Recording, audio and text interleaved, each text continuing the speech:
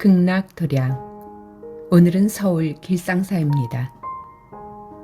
북한산 자락인 서울 성북구 성북동에 있는 길상사.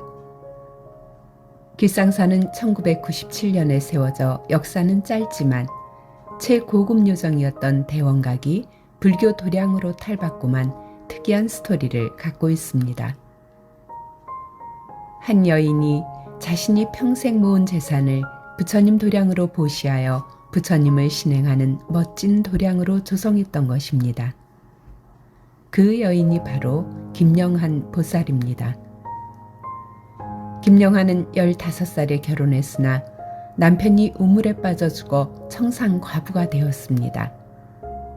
어린 나이에 홀로 된 김영한은 기생으로 나섰습니다. 김영한은 미인으로 춤은 물론 시와 글과 그림이 뛰어나 서울 최고 기생으로 이름을 날렸습니다. 당연히 당시의 많은 지식인들이 그녀를 연모했습니다. 20살이 되던 해 그녀의 뛰어난 재주를 아까워하던 사람들의 후원으로 일본 유학길에 올랐습니다. 그러나 그를 후원하던 사람 중 한 명이 조선 어학계 사건으로 투옥되자 2년 만에 학업을 중단하고 함흥으로 돌아왔습니다. 은인을 옥바라지하기 위해서였습니다. 그곳에서 그녀는 함흥 영생여고 영어교사이자 시인인 백석을 만나 운명적인 사랑에 빠졌습니다. 두 사람은 만난 지 하루 만에 동거를 시작해 석 달간 꿈같은 시간을 보냈습니다. 백석은 연인이었던 그녀에게 자야라는 애칭을 붙여주었습니다.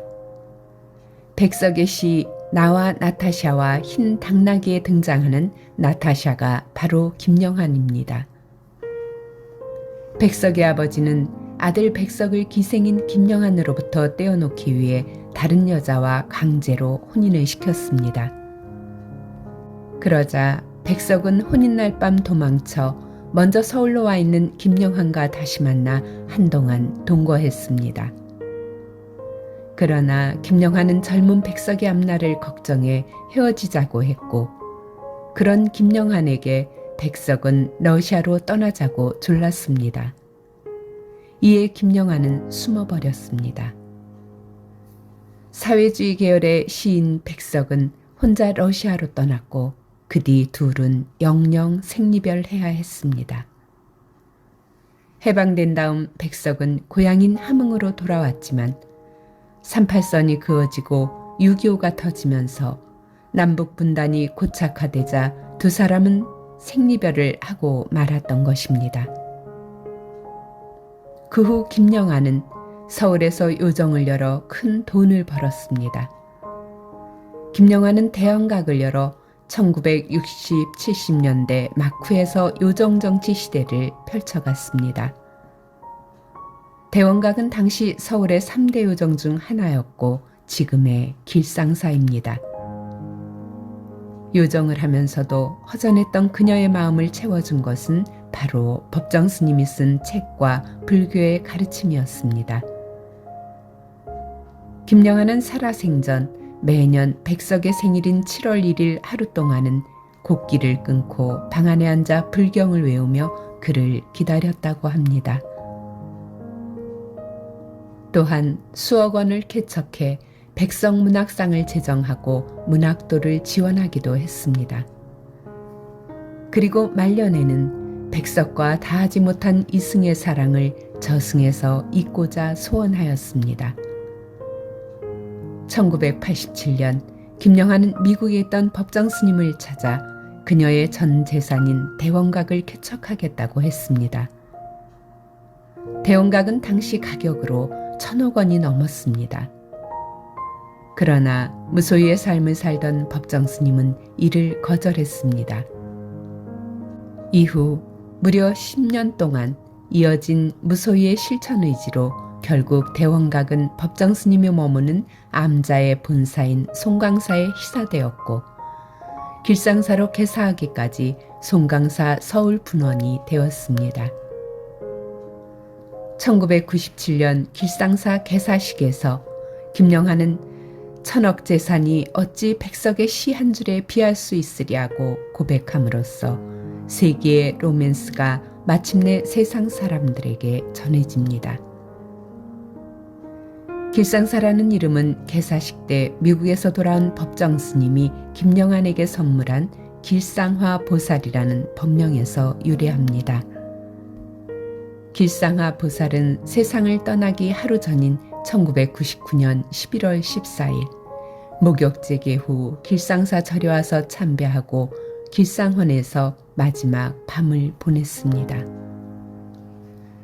그녀는 자신이 죽으면 화장해서 첫눈 오는 날 길상사 마당에 뿌려달라고 유언을 남겼습니다. 한때 서울의 유명한 요정이었던 길상사는 아름다운 숲속의 옛 요정 건물들을 도량으로 개조하였습니다. 제일 큰 연회 장소였던 건물은 아미타부처님을 모신 극락전이 되었습니다.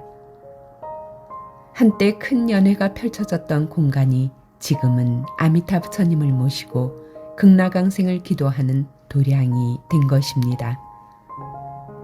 그리고 작은 연회가 펼쳐지던 작은 건물들은 시민들이 들어와 명상을 하며 마음을 닦을 수 있는 수행 공간으로 탈바꿈하였습니다.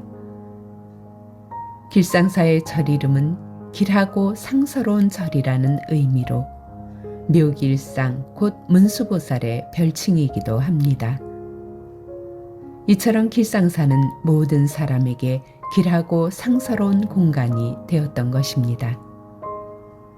그리고 길상사 관음보살상은 천주교 예술가인 최종태 선생이 건립한 것으로 최종태 선생이 명동성당에 건립한 성모 마리아 석상과 닮아 있습니다. 2010년 법정 스님도 이곳 길상사에서 입적했습니다. 스님이 처음 출가하신 사찰인 송강사의 옛 이름이 길상사입니다. 출가한 사찰과 한때나마 같은 이름을 가진 사찰에서 입적하니 이것도 인연이라면 인연일까요?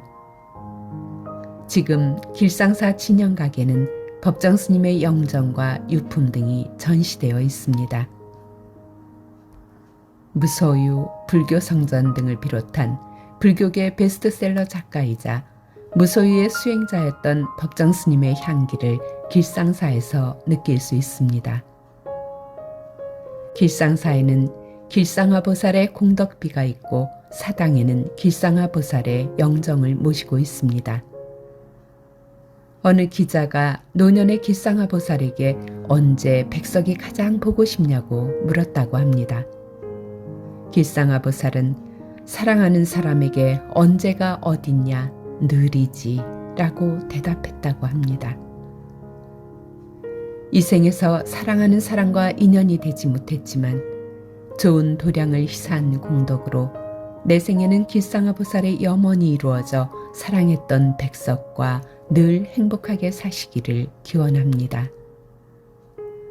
백석과 그의 시를 가슴 깊이 사랑했고 법정 스님의 무소유의 가르침에 따라 자신이 소유했던 대원각을 희사했던 김영한 보살.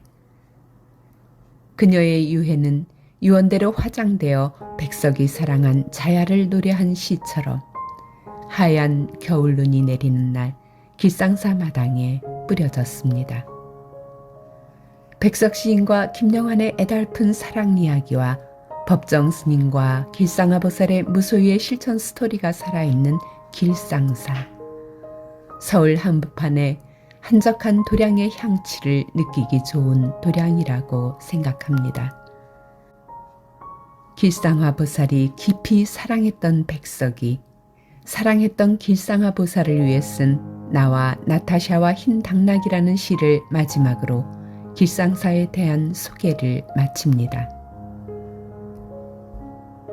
나와 나타샤와 흰 당나귀. 가난한 내가 아름다운 나타샤를 사랑해서 오늘 밤은 푹푹 눈이 내린다. 나타샤를 사랑은 하고 눈은 푹푹 날리고 난 혼자 쓸쓸히 앉아 소주를 마신다. 소주를 마시며 생각한다. 나타샤와 나는 눈이 푹푹 쌓이는 밤 흰 당나귀 타고 산골로 가자. 출출이 오는 깊은 산골로가 마가리에 살자. 눈은 푹푹 내리고 나는 나타샤를 생각하고 나타샤가 아니올 리 없다. 언제 벌써 내 속에 고조곤이 와 이야기한다. 산골로 가는 것은 세상한테 지는 것이 아니다. 세상 같은 건 더러워 버리는 것이다. 눈은 푹푹 내리고 아름다운 나타샤는 나를 사랑하고 어디서 흰 당나귀도 오늘 밤이 좋아서 응앙응앙 울을 것이다.